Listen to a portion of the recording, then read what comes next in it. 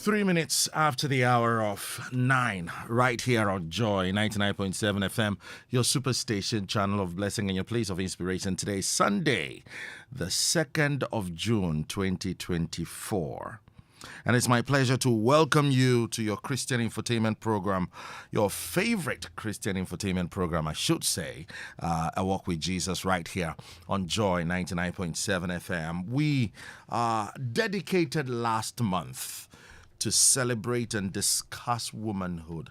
And we journeyed through the month to try and have an understanding of what womanhood is, so we can relate to womanhood the way we ought to, in order to make society a better place to live and to make the kingdom of God what it should be.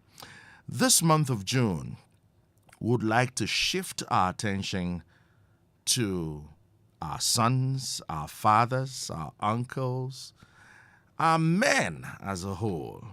Enough has been said about the fact that parents must be intentional about raising their boys to become responsible fathers and all. So our objective is to find out the how we will make that a reality. We'll delve into the scriptures to learn, just as 2 Timothy chapter 3, the verse 14 and 15 admonishes. It says that, "But as for you, continue in what you have learned and have firmly believed, knowing from whom you learned it, and how from childhood you have been acquainted with the sacred writings, which are able to make you wise for salvation through faith in Christ Jesus." And so we are beginning the discuss on the boy child, because it's the boys who grow into men. How are we going to raise our boys to become the men they ought to be? You know, the man is the priest of his home. Do you know the man is the one who covers his home? The man is the one who leads his home. He's the head of his home. And the rise and fall of the home rests on his shoulders. Now, this man is once upon a time a boy and grows into a man. And so we want to begin the discuss from that angle, looking at how best Joy 99.7 FM, our boys to become the men they ought to be. So you're warmly welcome if you just tuned in. This is A Walk with Jesus right here on Joy 99.7 FM. My name is Ato Acquah. I'm ably supported by way of production by my able producer, Michaela Nye. You're free to join our discussion on Joy 99.7 FM via your comments and your questions. They're so welcome. You can do that via our WhatsApp platform. That's 055 11 997. 055 11 11 997. You can also log on to Facebook, our Facebook page, Joy 997, and then on YouTube as well, Joy 997 on YouTube, and share the link. Share so that friends and loved ones will get connected and be blessed. My name is Ato Acquah. Once again, you're warmly welcome to tonight's edition of A Walk with Jesus, as we discuss our boys who grow into men. And before we delve into discussion, as I introduce my resourceful guests, I'd want you to enjoy this beautiful track. It's titled Man.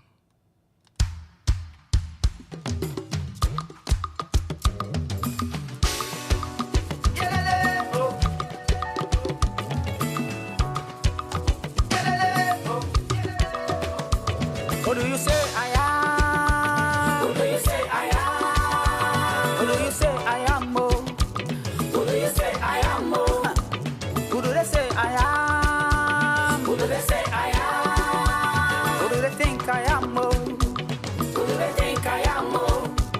What do they say I am? What do they say I am? What do they say I am? Oh? What do they say I am? Oh? I am the thin fire cannot burn. I am the thin can't hurt. I am the thing water cannot wet. I am the thing wind can't blow. I am the thing danger cannot harm. I am the thing even death can take away. I am man, the image of the living God. I am man, oh, the likeness of the living God. I am man, the agent of the living God. I am man, oh, the only begotten Son of God. What do you say? I am man, revelation of the living God on earth. I am man, oh, expression of the living God.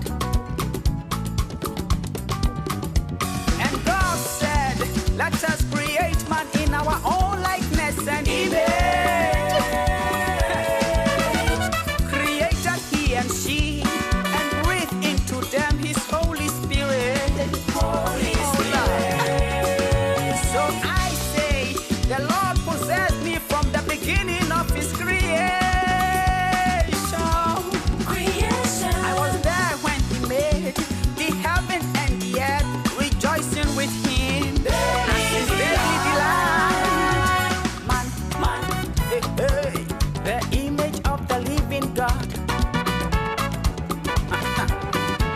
I am man, oh, the likeness of the living God.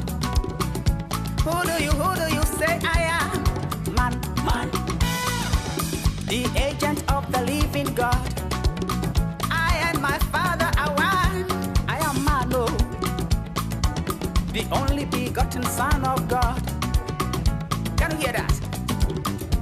I am man, revelation of the living God on earth. Here on earth, man, expression of the living God. So here I say, I am the light that overcomes darkness. I am the strength of the weak. I am the hope of the hopeless. I am the wealth of the poor. I am the faith of the faithless. I am the health of the sick. I am the friend of the rejected. I am the joy of the heart. I am the father of the fatherless. I am your love unconditional. Here on earth, man, expression of the living God. So here I say, I am the light that overcomes darkness. I am the strength of the weak. I am the hope of the hopeless. All right, so if you just tuned in, it's A Walk with Jesus right here on Joy 99.7 FM, and the song you just heard is titled Man. Classic, beautiful song there. It will surprise you from where it's coming from. That's from Rex Omar, singing those deep revelations about the identity of man as divinity. Right, and so that brings us to 12 minutes after the hour of 9 right here on A Walk with Jesus. And this month we are focusing our lens on men, on men. Last month we looked at understanding womanhood. It was a journey. Took advantage and celebrated Mother's Day as well. This month we're going to be celebrating Father's Day, but then we're dedicating the whole month to looking at the man. And I have two great men of God who are pastors, who are fathers, who are experienced, in the subject of family life. I mean, raising people within the sect of family. And so They are going to be helping us with the subject. I have with me right here in the studios Bishop Fred Korankye Mensah. Bishop Fred Korankye Mensah is a pastor, counseling, psychologist, and the founder and general overseer of Transformation Assembly. That would be enough. He's so many things, but that would be enough for now. Bishop Fred Korankye Mensah is right here in the studios of Joy 99.7. Bishop, a very good evening to you. Thank you very much. It's been a while. Have I seen you this year? No. Oh, Afishiapa. And I think a greater part of last year. Really? I haven't been Then here it's been a in while. Oh, my old one, Afishiapa. I went on hibernation. Afishiapa. I think I'm not here. You went on hibernation. I feel saying the art here, honka. But good to see you. Good to Yes, see you. it's You're a blessing. looking rested. It's a blessing. When my I grow up, I brother. want to be like you. It's a blessing. It's a blessing. Right. You're warmly welcome, Bishop. Thank you so right. much. my And dear we brother. also have right here in the studios Pastor Samson Iyiola. Pastor Samson Iyiola is a father. Pastor Samson Iyiola is a counselor. He's a pastor in charge of marriage and family life in Global Dominion Charismatic Center. And I'm glad to have him right here in the studios of Joy 99.7 FM. Pastor Samson, you're warmly welcome. Thank you, Daddy. I love that one. I love that one. Right. I love that one. I would want us to begin, in fact, with dedicating the month of June to looking at men, But then we want to begin our conversation from when the man is a boy. Because we believe that what you place in him whilst he's a boy is a major contributing factor Yes. to what he becomes Yes. when he's a man. Yes. But then we would want to find out your thoughts first of all about the importance of a man, not generic, but then the male gender, in society after the mind of God. Let me begin with you. Right, Bishop. right. My brother, let me first say this. The importance of man in society cannot be overemphasized. We see God calling Adam. Yes. Adam, Adam, where are Where are you? you? That voice of God is not only after Adam, it is after every man. God is looking for man, not just male. He's looking for a male who has been trained to become a man. So I hear the voice of God calling throughout the world, where is man? Where is man? And the word man is a male who has been trained, a male who has been raised. There is a concept in sociology. It is called the 5 generations rule. And it is very interesting, Osofu. The 5 generations rule posits that whatever we do today, it affects the next generation, the next, until the 5th.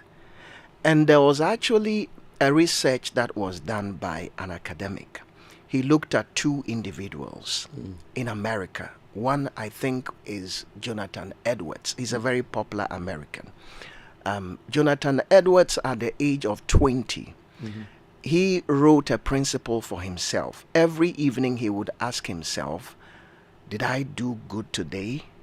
Was there anything I could have done better? Then it was said that he excelled in every endeavor of his life, especially in the area of parenting or raising his boys to become men. Amen. This is what was discovered. Over 1,000 of his descendants were researched into. It was discovered that Osofu, over 60 of them were college professors, over 100 of them became pastors, over 100 of them became court judges. He produced a vice president for America and a lot of good things. This is coming from the lineage of one man. Yes, one man. As a result of good one man training. who determined to raise his children well. It is said that he woke up at 4:30 every morning. He had a lot of meetings during the day, but he would spend 1 hour with his children every morning. If he missed it, he will make it up. So he excelled as a parent. 5 generations after, almost all his descendants were successful. Then another man was studied alongside him. I think he was Max. Now, Max was a drunkard. Max could not keep a job. Max did not have time to spend with his children. His generations were checked onto the 5th generations. Half of the females turned out as prostitutes. Over 100 of them became criminals. 7 of them were murderers. Wow. Over 300 of his descendants died as poor people who didn't have a cent to their names. What was the difference? Right parenting. There was a man who decided to raise his children. There was a man who decided to spend time with his children and raise them. And that made the difference. So also, if you ask that question, I will tell you that we cannot tell it enough. Raising children, especially the male child, it's very important, and it is God's heartbeat. See, unfortunately, you see, the male child psychologically is attached to the mother. So if we are not careful... And that's unfortunate. Yes. You see, Why the male so? child... My son is 21. My first son is 21. I was thinking that this guy was going to be a daddy's boy. But unfortunately, he's mommy's boy, 21. Mommy says, mommy says. Because he's bonded with her right from the time he was a boy. And psychologically, you see, there is a psychological principle by Freud. And he says that, yes, me up, take a walk, and he's talking to me. This is the way to be a man. This is what to do. This is how to do it. And this is how I have come out. So we cannot say it enough. That's interesting.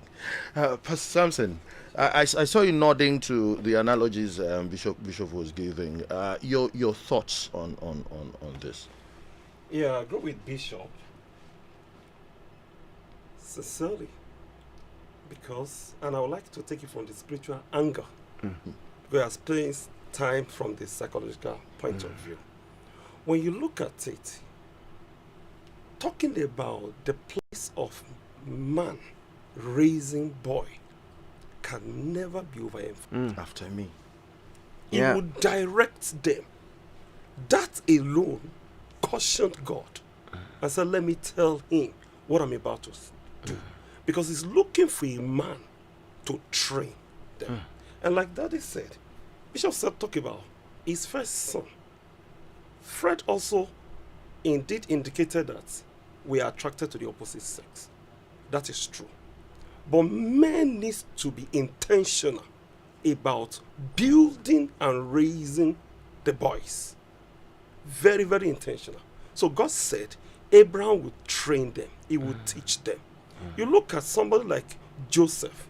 Why did he come to that point that Joseph had convinced? He was so convinced that, look, the promised land, I want to be there.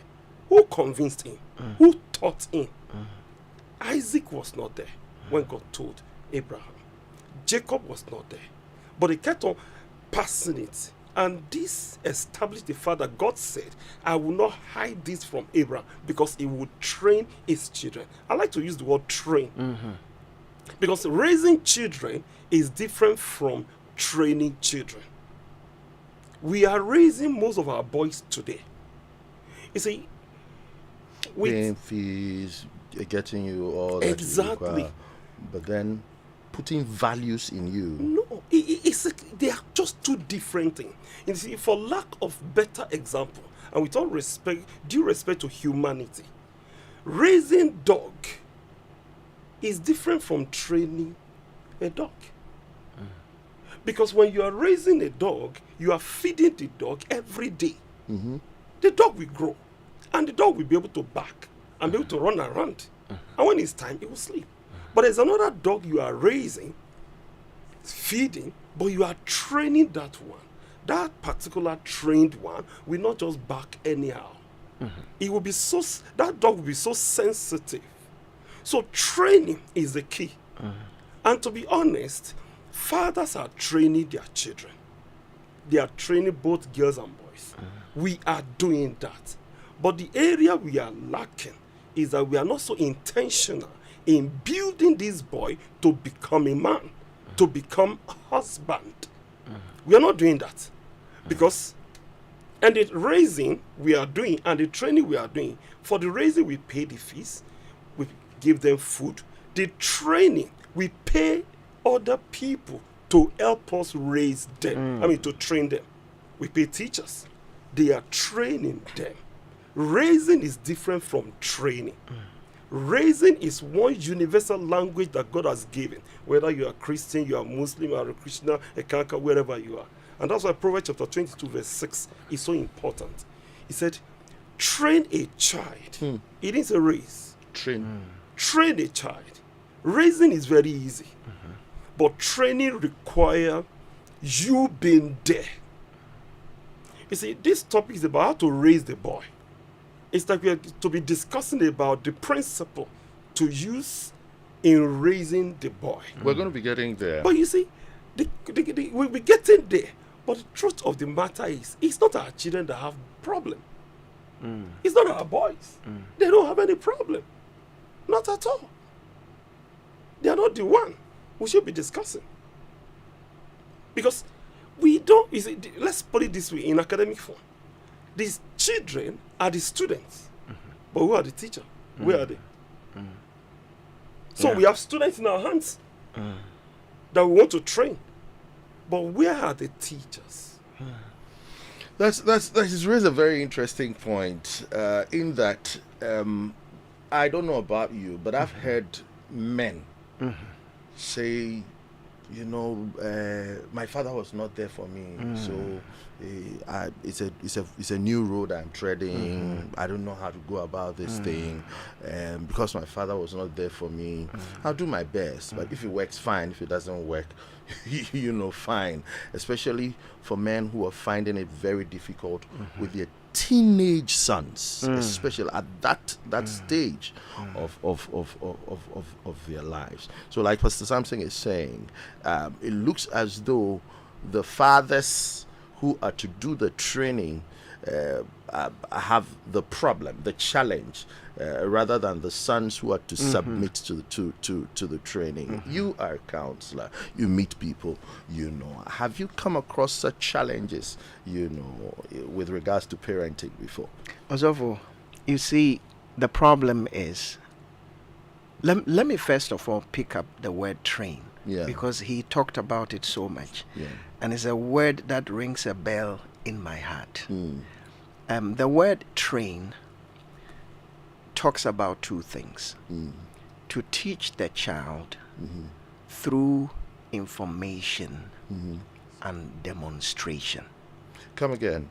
To teach the child through information. Giving the child information and demonstrating or modeling behavior for the child to learn. Children learn faster when we demonstrate the behavior for them. It is better to demonstrate kindness to your child than to tell the child be kind. Excellent. It is better to demonstrate patience. It is better to demonstrate giving. It is better to demonstrate holiness, purity, than to give them information. They get it faster. So Albert Bandura, I don't know if you're familiar with that name. He's an American psychologist.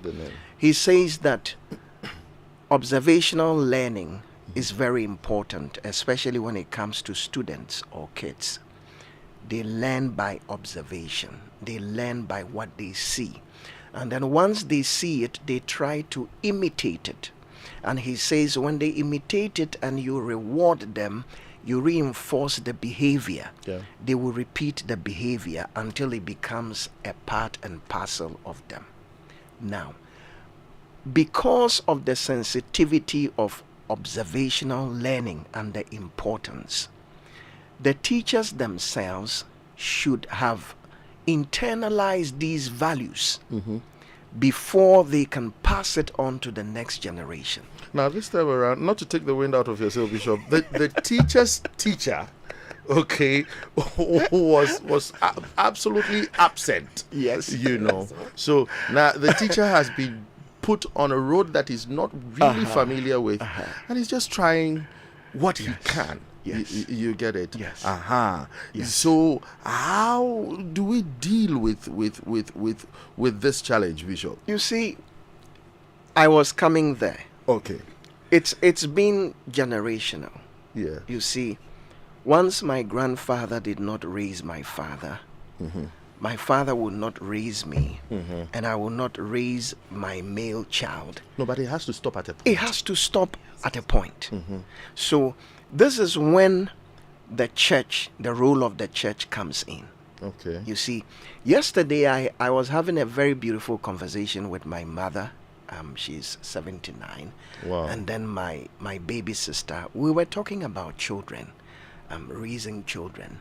And then I said something to the effect that I respect and I'm grateful for all that our parents did for us. They did their best. But you see, knowledge is progressive. Theories have been improved upon. Better theories have come up. So this generation, fortunately, we know better than our parents. So we should do better. Those who were not fortunate enough to be trained, this is where the church comes in. We should take parenting lessons seriously in our churches. Very, very seriously, because there are people who will never hear these things anywhere apart from the church. In America, for instance, when your wife is pregnant, she's going for antenatal. Most states require that you come with her. Yeah. So they teach you about her state, they teach you about parenting, at least they give you the basics. I mean, unfortunately, we don't do that here.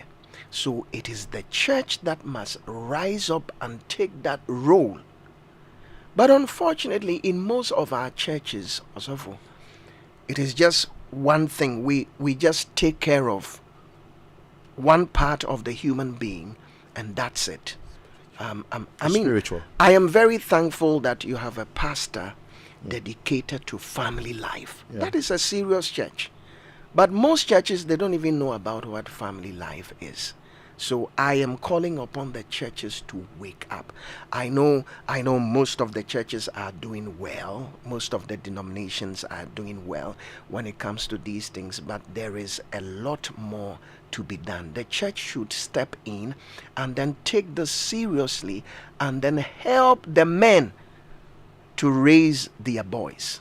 Very, very important. I do mentorship every time. I like when I see people, I like to mentor them. When I see people, I like to train them. I just finished a mentorship session and then we drove here. run here. I just love to mentor. So the church must take care of men. The church must teach men how to raise their boys. That's the only way we can break it. Otherwise, it becomes generational. Somebody's ancestor did not raise this one, so this does not raise this one well, till it comes to that person and is also continuing. It must break. That's so the interesting. church must come in. That's interesting. Because Samson, what probably we don't know the danger involved, but what is the danger involved in this whole thing if this gap that we are creating awareness about is not filled in society eventually? The danger is not far from us.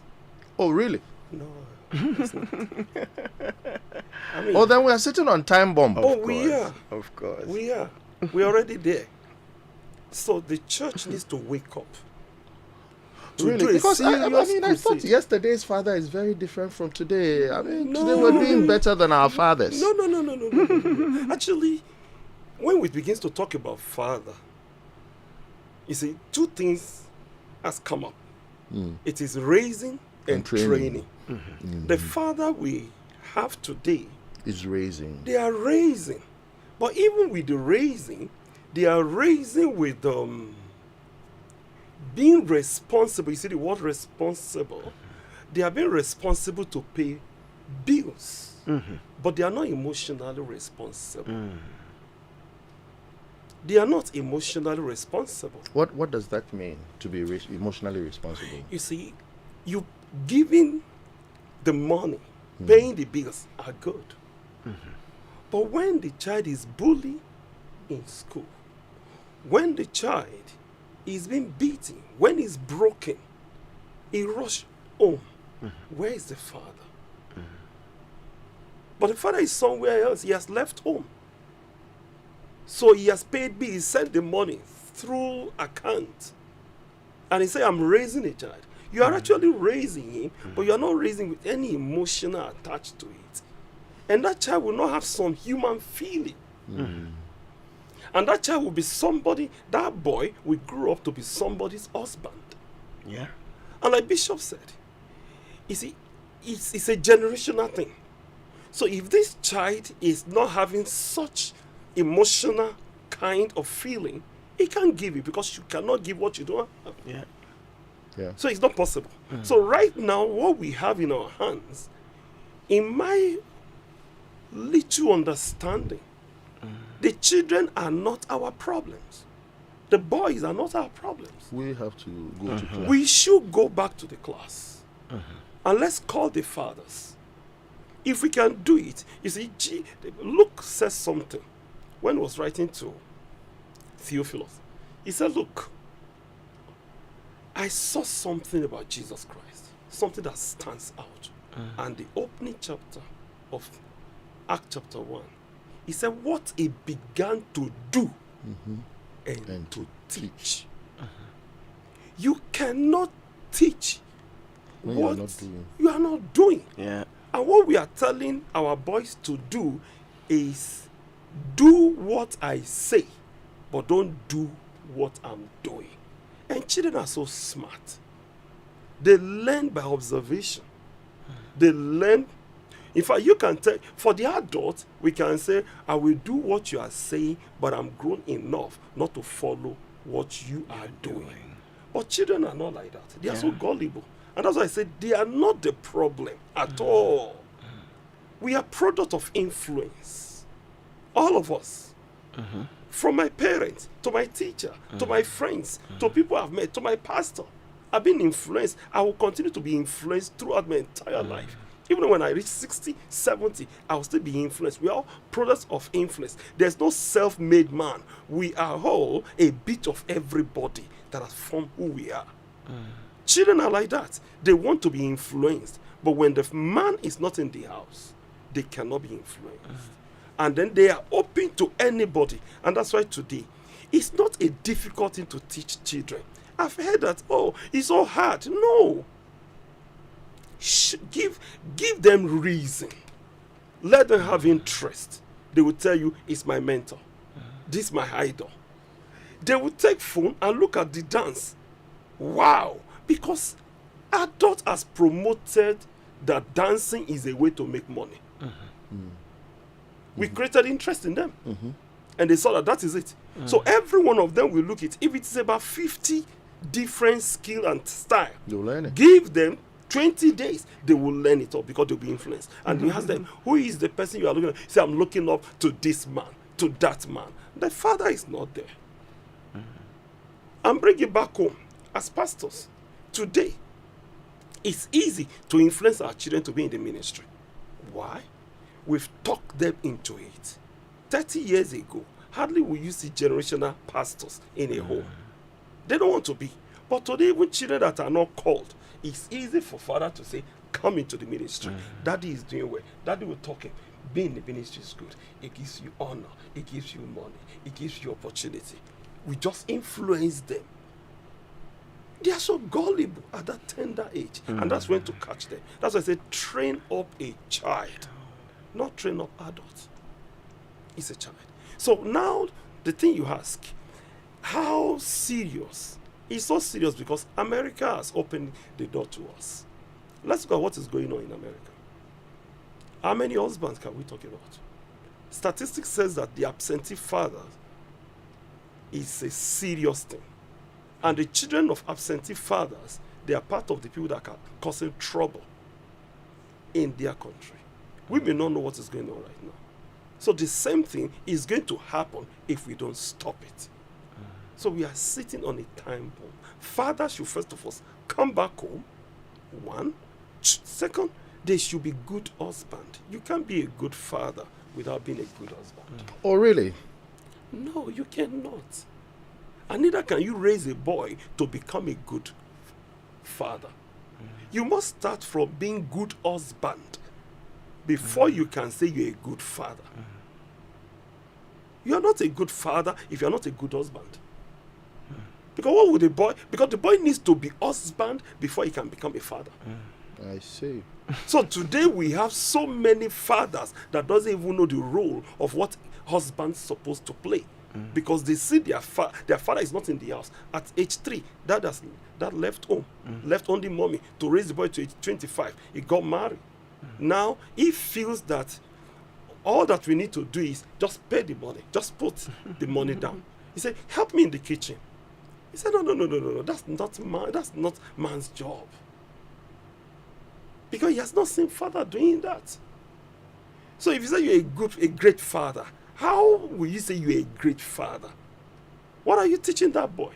Because he will not be a great husband. And ultimately, he will not be a great father. You are a responsible father paying bills, not emotional father. And that's why it's a serious matter. Right now, let's concentrate on the adults. That's interesting. Still tuned to A Walk with Jesus right here on Joy 99.7 FM. It's amazing how time flies. We have just introduced the subject, but then I'm thankful that it's actually a journey we are embarking on. We're trusting that by the time we're through this month, there'll be a revival. So we want the conversation to continue. Let it continue in our homes. Let it continue at the workplace. Let it continue among friends. Let it continue in church. Let it continue. And let's trust that we will ensure that the fathers are worthy of emulation, like our guests have spoken about, rather than we're doing fine, but then there is much more to do. Bishop, yes, sir. What are the practical? Today we will not be able to go too deep into that, but then I would want us to scratch the surface. What are the practical things, that as a young father, looking at those who have gotten married probably less than 5 years, who have their 3-year-old sons, 4-year-old sons. I mean, some might have gone over 5 years, 7 years, probably a decade, who have their 10, 11-year-old sons, 12-year-old sons. As a young father, I'm listening to Bishop Krachimis, I'm listening to Pastor Samson Iyiola, and the scales have fallen off my eyes by listening tonight. Now I'm asking, what are the steps, the practical steps to begin to take, with regards to raising my son, and ensuring that my son becomes an asset to society and not a liability. Okay. Just as you said, we can't exhaust this even in a month. No. Let me start by saying, because you are giving the child what you should have, you should think about continuous education. Your father is no longer so influential in your life because you have left home. but continue to educate yourself. Okay? The Bible says wisdom is a principal thing. In all you're getting, get understanding.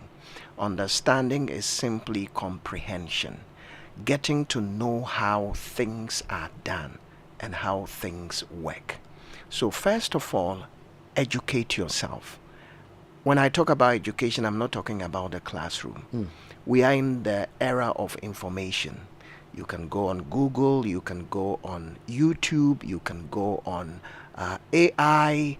It will give you chunk of good information. Educate yourself, because you are supposed to be giving the child what you already have. It's never too late to improve your parenting skills. Number two, there are certain biblical principles. You see, the Bible is our manual. You can't get it wrong if you go to the Bible. Whatever we want to know how to do, when we go to the Bible, we will get it right. There are certain biblical principles of parenting. Let me maybe talk about 2 or 3 of them. We have already almost exhausted the first one. We talked about the principle of training. Let me talk about the principle of discipline. You know, discipline is a little further than training.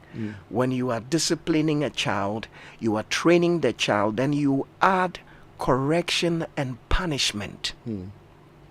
It's very important. When the child, especially when they are below 7, you have all the opportunity to form their behavior, to form their personality. The kind of influence you can have on children who are 7 and below is very huge. So let us learn to discipline them. God is our model parent. If God disciplines us, then we have to discipline our children. Most parents today, they think that when they spare the rod, they are loving the child. No. When you are a parent and you spare the rod, you are loving yourself. And you are not doing the child any good. The problem is that when you are unable to discipline your children, you are just loving yourself and then fulfilling that. You see, when you, I don't know about you, but for me, when I discipline my children, sometimes I feel it. You are trying to avoid that guilty feeling, it's that true. You know, and so not disciplining your children is not loving your children, it's loving yourself. You want to avoid that kind of feeling. It is important. God in his wisdom says, if you spare the rod, you will spoil the child. And I'm not saying go and look for a big rod and abuse your children. No. There are many forms of punishment. You see, I like to always get a bit academic, because you see, science is not opposite God. It is people who want to use science wrongly that think that science is opposite God. In fact, research confirms what God is already saying. Very, very, very important. In psychology, there are different types of parenting. Actually, in my master's study, my research was on parenting. I see. And I studied about 5 forms of parenting or types of parenting. Talk about the authoritative parent, talk about the authoritarian parent, are they not talk the same? About no. Talk about the permissive parent, and talk about the uninvolved parent. I mean, we won't have time to go into all of them, but I would like to recommend, because even based on my research, my findings were the authoritative parent would have good influence over their children. They came out as confident children. They came out as responsible children. They came out as emotionally intelligent children, socially intelligent children, and they came out as responsible adults when we used authoritative style of parenting. So just discipline, and one of the components of authoritative is discipline. Don't spare the child. You can consider things like negative reinforcement. You see, one of the things I realized by experience is that when you keep beating your children, you are breaking their self-esteem, you are breaking their confidence. They grow up as timid people, they grow up as abusers also. So instead of hitting them, yelling at them, somebody says, "I've gone to buy a cane, and when you go wrong, I will cane you," and all that. And sometimes they will say, "This is the way our parents raised us." Also, to be honest with you, most of us, we had to go through a lot of therapy, Grace. to offload the negative effect of the style I had a of. friend whose father used to beat him with barbed wire. Come on. Barbed Come wire, on. yeah. That is wickedness and abuse. That is not Barbed raising wire. a child. That is wickedness Well, the truth and is that the abuse. more he was beaten, the harder he became. Exactly. Yeah. Because Scripture says, from the days of John the Baptist, the kingdom of God has suffered violence. And the violent. take You it see, by force. whatever you suffer, you become. The kingdom suffered violence, and we have become violent in the positive sense. So if you abuse the child, they become so rebellious. Because after all, what will daddy do to me? He will beat me. And if he beats me, I won't die. And then when you keep beating them, they become used to it. So there are better ways you can discipline them. Appealing to the conscience. Yes, when I talk about discipline, sometimes you should sit them down. Okay, the authoritative parent will sit his children down and explain to them the reason I am giving out this punishment. And most importantly, also, for you don't punish your children whilst you are angry. It doesn't work. No. Wait, let the anger subside so that you can reason. Sit down with the child. Tell the child, I am punishing you because of A, B, C, D. And sometimes people are afraid that once the anger is gone, I will not be able to do it. You should be able to do it, because it is something. Osofo kept using the word intentional. I was just about to say You should be intentional about these things, because you are looking for an outcome. You want to see a changed behavior, so you should be intentional. And also, let me end with this. Authoritative parenting requires a lot of patience. Sometimes you are trying to raise the child, you are training the child, they won't get it, they will fail, they will make mistakes. Be patient with the children. Be patient. If they fail, you want to punish them in love, and then bring them close again. Start the process again. Keep working on them. It'll work. Yesterday I was telling my mom, like I said, we were talking about children and raising children. I said, when I was in school, you have no idea the things I did. I mean, I'm not ashamed to say them.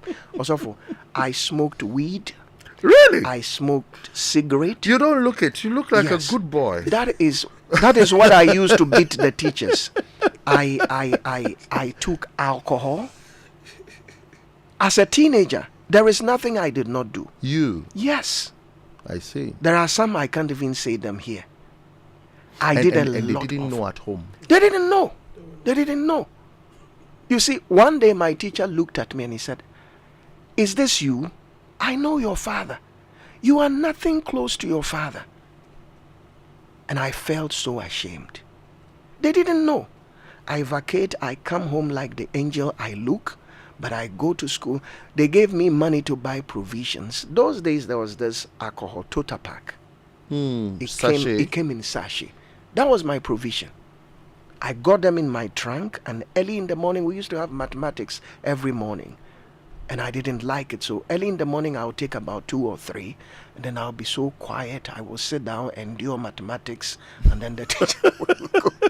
That's okay. So That's enough. I was telling her, look at me, okay? Who thought that I will become like this? But through training, through talking, through modeling the right behavior and praying for me, I met the Lord at the age of 18 or 19. I became a pastor in my 20s. I am a bishop now teaching people the right way. So there is nobody who is beyond redemption. True. Okay, parents, let me encourage you. Keep working and be patient. Add patience to your hard work and your faith. They will come out well. Right. Interestingly, time flies. This is a journey we've begun, and so we're going to be continuing. I'm going to be reading a few messages, but then I'll take Pastor Samson's comments. Let me just touch on one or two comments. Reverend Okumi Mensah. Oh, okay. Good evening to you. Reverend Okumi Mensah is doing the listening. He says children are more of imitators than listeners. True. So we've got to use the modeling way to train them. Let me be intentional with my choice of words. Good evening, men of God. God, in Genesis chapter 18, the verse 18, confirms that Abraham will surely raise up his children the proper way to go because of certain values that he saw in him. These are the basic principles we need as men when growing up. Being vigilant with what we observe, being diligent in activities we work on, being focused on our mission, being prayerful in our daily lives, gather courage to face challenges, be bold to stand up for what is right. These are but a few qualities which we account unto Abraham as righteousness. Uncle Ben from McCarthy sent this one. Right then. Pastor Samson, would want your last comment, and then we'll call it a day. But then today is an introduction. It's a journey we're going to embark on. My producer has already given me a sign that we'll have to continue this next week. We'll have to continue this next week. So, Pastor Samson, your thoughts? Okay, one the third thing I would like to add to what Bishop has said is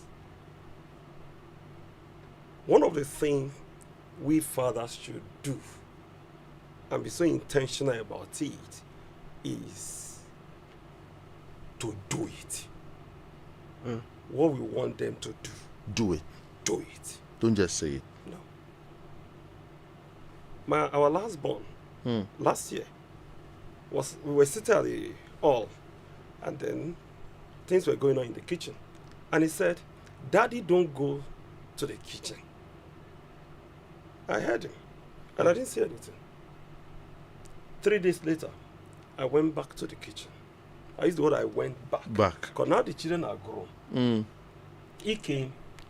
Okay, so he didn't see that side of you. That side of me. Okay. So he said, "Daddy, don't go to the kitchen." So he was there. They were just arguing. I did not see anything. So 3 days later, I went to the kitchen. The fourth day, I went to the kitchen. So I called him the fourth day. I said, 4 days ago, I heard you saying, "Daddy, don't go to the kitchen." I said, "I'm in the kitchen. Yesterday I came because I want you to see that Daddy goes to the kitchen." And today, then I sat him down. When you were not born, and all of you were not here, I started going to the kitchen with Mommy. I know how to cook this, I know how to cook that, I know how to cook this. But your sister came, your brother came, this one came. Now they've grown. If Mommy can sit down sometime, and they will do the cooking. So if all of us, about 4 or 5 of us in the kitchen, what are we doing? So that's why I've not been going. Daddy goes to the kitchen. And now, he's always going to the kitchen because I showed to him, Daddy goes to the kitchen. So raising our children. The children watch us. Yeah. Yeah. Sometimes you wouldn't know, but they are watching you. Yes. Always watching. And always they pick information. Always watching. And for like pastor's children, you will see one of them will take like microphone, yeah. No microphone at all, just a stick. It could even be their pencil. Yeah. I want to lay hands. They watch us. They observe. And that's what that was I said that it's not difficult. Just do it. So the children that we want to focus on, we should hold them. Let's call the elders back. Because if we have the teachers, we don't have teachers now. We don't have teachers or bishop. We need to retrain them so that they can train the children. Because the children are following other teachers out there. And we are unable to influence them in our house. So let the fathers return back home and start doing what they need to do. First, show kindness to their wives, which is to the mothers. Let the children see it. The son in particular. I remember when we were young, my mom would say, we did something. Mom would say, is this what you would do to somebody's daughter? When you were young? I was young. But she knew you were going to marry somebody's daughter. She raised us. We were 5 boys. And all of us know how to cook. She sent us to the kitchen. All the 5. She said, it's not only girls that will do this. All of you.